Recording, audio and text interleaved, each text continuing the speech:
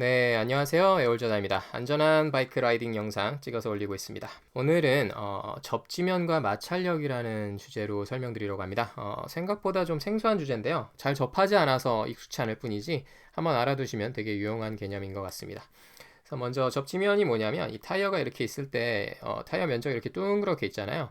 둥그렇게 있는데 실제 이게 도로랑 닿는 부분은 그렇게 크지가 않아요. 타이어를 이렇게 동그랗게 봤을 때 도로에는 이 부분만 닿잖아요. 이 닿는 면적을 접지면이라고 하는데요. 영어로 찾아보시려면 컨택트 패치라고도 하고요. 또는 풋프린트라고도 합니다. 이 컨택트 패치가 옆에서 볼 때는 이 타이어의 이 정도가 되고요. 또 자동차 같은 경우는 이게 뭐 타이어가 이렇게 평평하다 보니까 옆에서 봤을 땐 평평하다 보니까 굳이 따질 필요가 없는데 바이크는 좀 다른 게 타이어가 앞에서 봤을 때 여기 보시면 이렇게 동그랗게 돼 있잖아요. 그래서 이게 또 코너링에 되게 중요한 역할을 하거든요. 그래서 이 부분도 컨택트 패치를 좀 좌우해요. 그래서 이렇게 닿았을 때 이 부분은 사실 타이어가 땅에 안 닿고 요 가운데만 닿죠. 그래서 이게 어느 정도 닿느냐에 따라서 이 컨택트 패치의 크기를 좌우합니다. 면적의 크기를 좌우하죠. 그래서 타이어가 지금 두 개 있지만 타이어 전체 면적이 꽤 큼에도 불구하고 실제로 닿는 부분은 여기에 극히 일부, 여기에 극히 일부. 뒷 타이어가 조금 더 넓겠죠. 이 부분과 이 부분 두 개의 컨택트 패치가 있습니다. 차량 같은 경우는 그럼 몇 개가 있어요? 네 개가 있죠. 바이크에 비해 두 개가 더 많고 면적도 조금 더 넓은 편이에요. 보통은 이게 그래봤자 실제로는 우유곽 하나 정도의 크기가 된다고 해요.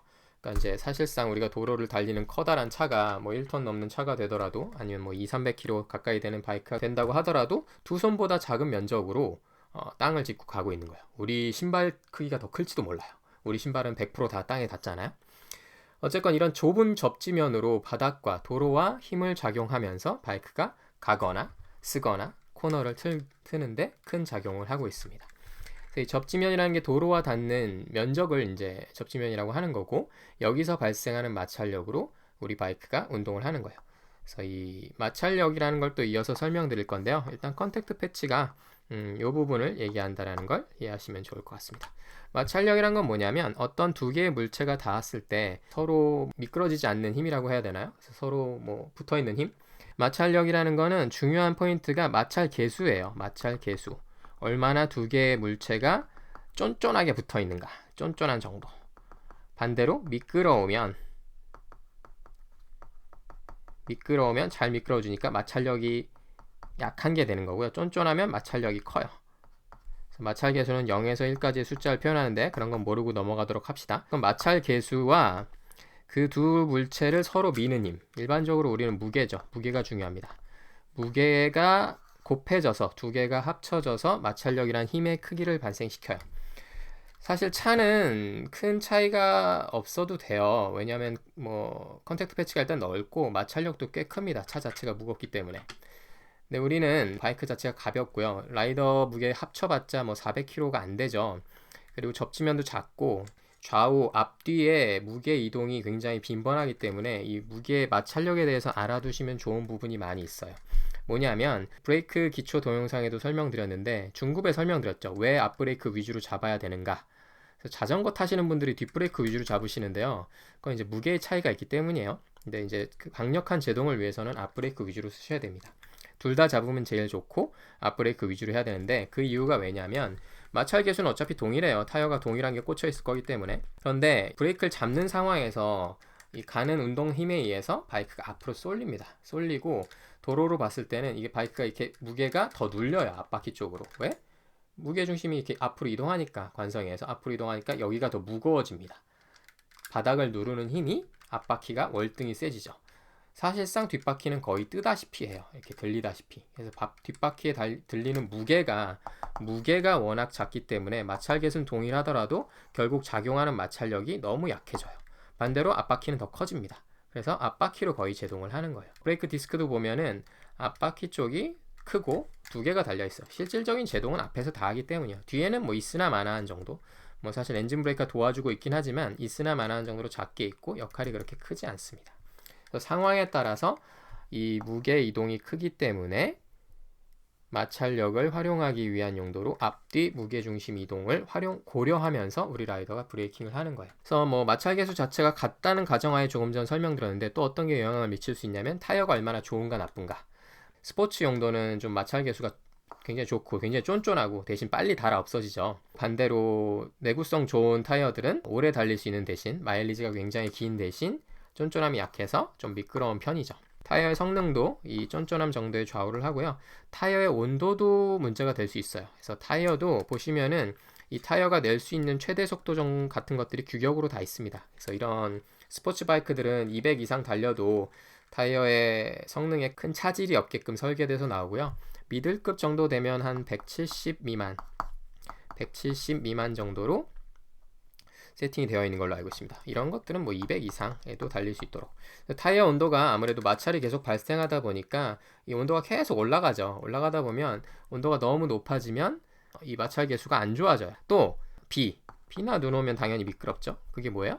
타이어와 도로의 접지면 사이에 빗물이나 눈이 중간에 껴서 쫀쫀함을 방해하기 때문이에요. 미끄러지는 거죠. 그래서 이런 트레드가 있는 거예요. 이런 트레드가 있어서 빗물 같은 거를 달리는 중에 옆으로 막 밀어내는 거죠. 빗물을 밀어내고 도로와의 접지를 유지하기 위해서. 타이어가 너무 겨울에 온도가 낮을 때도 접지력이 안 좋고 반대로 여름에 너무 뜨거워도 접지력이 안 좋을 수 있습니다. 그래서 그거는 상황에 따라 맞게 쓰면서 안전하게 달리시면 좋을 것 같아요. 기본적이면서도 좀 장황한 마찰력과 접지면의 얘기였고요. 여기서 이어지는 좀 중요한 포인트가 있어요. 사실은 이것 때문에 이걸 설명드리는 건데요. 코너가 이렇게 있으면은 코너 진입 전에 속도를 다 줄이라 그러죠. 여기서 다 줄여놓고 여기서는 그냥 흘러만 가고 다시 출발할 때 가속하라고 합니다. 가다가 미리 감속을 다 해놓고 여기선 그냥 흘러가라고 설명을 한단 말이죠. 왜 여기서 브레이크를 잡으면 안 되는가? 이게 이제 마찰력과 컨택트 패치, 마찰력의 한계 때문에 그런 거예요. 그래서 이거를 대해서 잠깐 설명을 드리겠습니다. 이 마찰력이라는 거는 결국 타이어의 접지면에서 발생한다고 말씀드렸는데 우리 고등학교 수학 시간에 벡터라고 이런 거 있죠. 그래서 힘의 크기와 방향을 나타내는 뭐 수학적 표현, 이런 벡터, 크기가 있고 방향이라는 게 있죠. 이런 벡터로 표현을 할 때 타이어가 낼 수 있는 마찰력의 한계라는 게 있습니다. 그 한계가 이런 정도의 크기가 있는 거예요. 어떤 크기가 있고 그 크기를 어느 방향으로 낼지는 조정이 되는 거예요. 내가 앞으로 낼지, 주행을 위해서 앞으로 낼지, 제동을 위해서 감속을 하게 뒤로 낼지, 아니면 코너링 왼쪽을 위해서 왼쪽으로 낼지, 오른쪽으로 낼지, 이런 방향을 선택할 수 있는데요. 그 크기의 한계는 정해져 있다는 거예요. 그래서 이게 이 정도의 크기가 있다고 했을 때 우리 이렇게 컴파스로 그리는 원이 되는 거예요. 원. 굉장히 첨단 도구를 활용했는데 원이 예쁘게 나오진 않네요. 어쨌건 이 정도의 크기가 있고 내가 이걸 앞으로 내거나 다시 그릴게요. 이렇게 크기가 한정되어 있고 내가 이걸 앞으로 내거나 뒤로 내거나 왼쪽으로 내거나 오른쪽으로 내거나 이 크기가 정해져 있다는 거죠. 대략 뭐 앞뒤 상황에 따라 컨택트 패치가 좀 다르기 때문에 다를 수 있지만 대략 이렇다는 거예요. 그럼 중요한 포인트가 뭐냐면 내가 가속을 하면서 이 지점까지는 갈 수가 없다는 거예요. 이 부분에 대해서는 타이어 마찰력 한계를 넘기 때문에 미끄러진다라는 거예요. 슬립이 난다는 거죠. 그럼 어디까지 낼 수 있어요? 이론적으로는 여기까지밖에 낼 수가 없어요. 제동도 마찬가지입니다. 제동을 하면서 왼쪽으로 코너를 꺾는다? 평소 내던 왼쪽까지 낼 수가 없습니다. 이 부분이 마찰 손실분이에요. 그래서 여기까지밖에 낼 수가 없는 거예요. 무슨 얘기인지 아시겠죠? 그래서 여기서 내가 코너를 꺾는다고 할 때 제동을 하면서 오른쪽으로 꺾으려고 하면 너무 과한 힘을 냈을 때 이 부분에 대해서 슬립이 난다는 거예요. 미끄러진다는 거예요. 가속도 안 되고 선회도 안 되고. 그래서 이 최대한 낼 수 있는 감속을 직선 코스에서 다 해놓고 이 부분 힘 안 쓰고 여기서 다 해놓고 코너를 틀 때는 이 힘만을 쓰라는 거예요. 여기 쓰지 말고.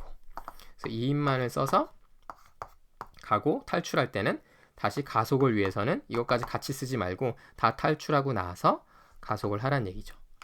원리 자체는 설명이 됐으면 좋겠습니다. 이 코너링에 대해서는 다시 한번 다른 주제로 영상을 설명드리도록 할게요. 측면으로 한 가지 더 설명드릴 게 뭐냐면 이 컨택트 패치가 결국 타이어의 형상에 따라서도 타이어의 모양에 따라서도 좌우가 되지만 또 한 가지 중요한 게 타이어 공기압에 따라서도 크게 좌우가 돼요. 타이어 공기압이 약할 때 바람이 많이 빠져 있으면 이 타이어가 이렇게 있을 때 여기 바람이 빠져 있으면 도로에서 눌렸을 때 이 면적이 되게 퍼져 갖고 눌리죠. 그럼 뭐예요? 컨택트 패치가 넓어져요. 반대로 바람을 너무 많이 넣으면 여기 컨택트 페이지가 타이어가 동그랗게 살아나면서 굉장히 작아집니다. 이게 너무 넓어도 안 좋고 너무 좁아도 안 좋아요. 바이크 매뉴얼에 어느 정도 공기압을 넣으라고 권장사항이 되어 있을 텐데요. 그 공기압에 맞춰서 맞춰주는 게 제일 좋습니다. 뒷바퀴도 마찬가지고요. 앞바퀴는 특히 중요한 게 앞바퀴 타이어 막 바람 빼놓고 다니시는 분 있는데 그거 정말 주의하셔야 돼요. 캠버 트러스트라는 거를 방해하는 요소 중에 하나입니다. 그것도 나중에 설명을 드릴게요. 그래서 결론과 요약을 하자면 바이크 이동하며 도로와 힘을 주고받는 최종 연결고리죠. 이 타이어의 접지면과 마찰력에 대해서 살펴봤고요. 여기에 대해서 이해하셔서 코너링 상황, 브레이킹 상황, 가속 상황에 대해서 안전한 주행을 하시면 좋을 것 같습니다. 또 이 마찰력 운영을 기본으로 해서 앞으로 코너링 역학에 대해서도 설명드릴 예정이니까 구독 잊지 마시고 좋아요도 눌러주시면 감사하겠습니다. 시청 감사합니다. 애월조단이었습니다.